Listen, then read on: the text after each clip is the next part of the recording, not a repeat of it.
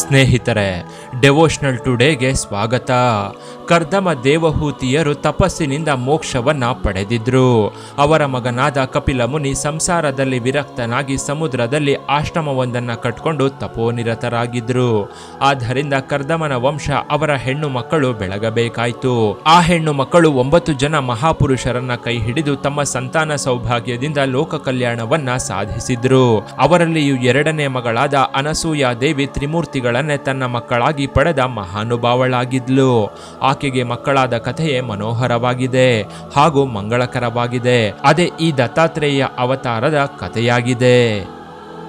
ಅನಸೂಯ ದೇವಿಯ ಗಂಡ ಆತ್ರಿ ಮಹರ್ಷಿ ಬ್ರಹ್ಮಜ್ಞಾನಿಗಳಲ್ಲಿ ಅಗ್ರಗಣ್ಯ.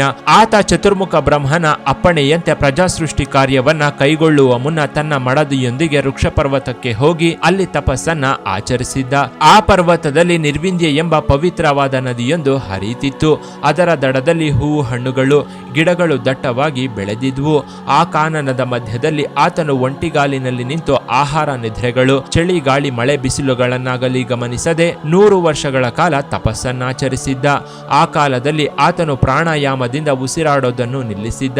ಹೇ ಭಗವಂತ, ನಿನಗೆ ಶರಣಾಗತನಾಗಿದ್ದೇನೆ, ನಿನಗೆ ಸಮಾನವಾದ ಮಗನನ್ನು ನನಗೆ ಕರುಣಿಸು ಅಂತ ಒಂದೇ ಮನಸ್ಸಿನಿಂದ ಪ್ರಾರ್ಥಿಸಿದ್ದ.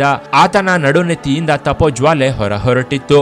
3 ಲೋಕಗಳನ್ನು ಅದು ಸುಡಲು ಆರಂಭಿಸಿತ್ತು. ಇದನ್ನು ಕಂಡು ಹೆದರಿದ ಸಿದ್ಧ ವಿದ್ಯಾಧರಾದಿ ದೇವತೆಗಳು ಬ್ರಹ್ಮ, ವಿಷ್ಣು, ಮಹೇಶ್ವರರೆಂಬ ತ್ರಿಮೂರ್ತಿಗಳೊಡನೆ ಆತನ ಬಳಿಗೆ ಬಂದಿದ್ರು. ಅವರನ್ನ ಕಂಡ ಋಷಿಮುನಿಯು ತನ್ನ ತಪಸ್ಸನ್ನು ನಿಲ್ಲಿಸಿ ಅವರಿಗೆ ಅಡ್ಡ ಬಿದ್ದಿದ್ದ.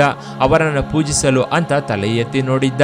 ಆಗ ನಂದಿಯನ್ನ ಹತ್ತಿಕೊಂಡು ತ್ರಿಶೂಲವನ್ನ ಹಿಡಿದಿರುವ ಆ ಪರಮಶಿವ, ಹಂಸವನ್ನೇರಿ ಕಮಂಡಲವನ್ನ ಹಿಡಿದಿರುವ ಬ್ರಹ್ಮ, ಗರುಡ ವಾಹನಧಾರಿಯಾಗಿ ಶಂಖಚಕ್ರಧಾರಿಯಾಗಿದ್ದ ಆ ಮಹಾವಿಷ್ಣು, ಇವರು ಬರಿಯ ತೇಜಸ್ಸಿನಂತೆ ಕಾಣುತ್ತಿದ್ರು. ದಯಾರಸವನ್ನ ತುಳುಕಿಸುತ್ತಿರುವ ಆ ಕಣ್ಣೋಟ, ಕಿರುನಗೆಯನ್ನ ಚೆಲ್ಲುತ್ತಿರುವ ಆ ಮುದ್ದು ಮೊಗಗಳ ದಿವ್ಯ ತೇಜಸ್ಸು ಆತನ ಕಣ್ಣುಗಳನ್ನ ಕೋರೈಸುತ್ತಿರಲು ಆತನು ಅರ್ಧ ಕಣ್ಣು ಮುಚ್ಚಿಕೊಂಡೆ ಅವರ ಪಾದಗಳಿಗೆ ಪೂಜೆಯನ್ನ ಸಲ್ಲಿಸಿದ್ದ. ಅನಂತರ ಆತ್ರಿ ಮಹರ್ಷಿಗಳು ಕಣ್ಣು ಮುಚ್ಚಿಕೊಂಡೆ, ಹೇ ದಿವ್ಯ ಪುರುಷರೇ, ನಿಮಗೆ ನಮಸ್ಕಾರ. ನನ್ನ ಕಣ್ಣುಗಳು ನಿಮ್ಮ ದಿವ್ಯ ತೇಜಸ್ಸನ್ನ ಕಾಣಲು ಶಕ್ತವಾಗಿಲ್ಲ. ನೀವು ಯಾರು, ಯಾಕೆ ಬಂದಿದ್ದೀರಾ? ನನ್ನ ಮಗನಾಗಬೇಕೆಂದು ಬಯಸಿ ನಾನು ಒಬ್ಬ ದೇವರನ್ನ ಬೇಡಿಕೊಂಡೆ. ನಿಮ್ಮ ಮೂವರಲ್ಲಿ ಅವನಾರೋ ನಾನರಿಯೆ. ಅವನು ಯಾರೆಂಬುದನ್ನ ನೀವೇ ನನಗೆ ತಿಳಿಸುವ ಕೃಪೆ ಮಾಡಬೇಕು. ಮನಸ್ಸಿಗೆ ಕೂಡ ಗೋಚರಿಸಲು ಅಸಾಧ್ಯವಾದ ಮೂವರು ಏಕಕಾಲದಲ್ಲಿ ಪ್ರತ್ಯಕ್ಷರಾದುದು ಪರಮಾಶ್ಚರ್ಯ ಅಂತ ಆ ಮುನಿಯು ಹೇಳಿದ್ದ. ಆ ತ್ರಿಮುನಿಯ ಮಾತುಗಳಿಂದ ಸಂತೋಷಗೊಂಡ ತ್ರಿಮೂರ್ತಿಗಳು ಆತನೊಡನೆ, ಮಹರ್ಷಿ, ನೀನು ಯಾವ ದೇವದೇವನನ್ನ ಕುರಿತು ತಪಸ್ಸು ಮಾಡಿದೆಯೋ ಅವರೇ ನಾವು. ಬೇರೆ ಬೇರೆಯಾಗಿ ಮೂವರಂತೆ ಕಾಣಿಸಿದ್ರು ನಾವು ಬೇರೆ ಬೇರೆಯಲ್ಲ. ನಮ್ಮಲ್ಲಿರೋದು ಒಂದೇ ತತ್ವ. ನಿನ್ನ ಆಪೇಕ್ಷೆಯನ್ನ ಈಡೇರಿಸಲು ಅಂತಾನೆ ನಾವು ಬಂದಿದ್ದೀವಿ. ನಮ್ಮ ಮೂವರಲ್ಲಿ ಭೇದ ಭಾವವನ್ನ ಎಣಿಸಬೇಡ. ನಮ್ಮ ಅಂಶದಿಂದ ನಿನಗೆ 3 ಮಕ್ಕಳು ಹುಟ್ಟುತ್ತಾರೆ. ಆ 3 ಲೋಕೋತ್ತರವಾದ ಕೀರ್ತಿಶಾಲಿಗಳಾಗಿ ನಿನಗೂ ಕೀರ್ತಿಯನ್ನ ತರುತ್ತಾರೆ ಅಂದಿದ್ರು. ಇದನ್ನ ಕೇಳಿ ಸಂತೋಷಗೊಂಡ ಆತ್ರಿ ಮುನಿಯು ಅನಸೂಯ ದೇವಿಯೊಡನೆ ಅವರನ್ನ ಭಕ್ತಿಯಿಂದ ಸತ್ಕರಿಸುತ್ತಿರಲು ನೋಡುತ್ತಿದ್ದಂತೆ ಅವರು ಮಾಯವಾಗಿ ಹೋಗಿದ್ರು. ಅವರಿತ್ತ ಬರದಂತೆ ಅನಸೂಯ ದೇವಿಯಲ್ಲಿ 3 ಮಕ್ಕಳು ಜನಿಸಿದ್ರು.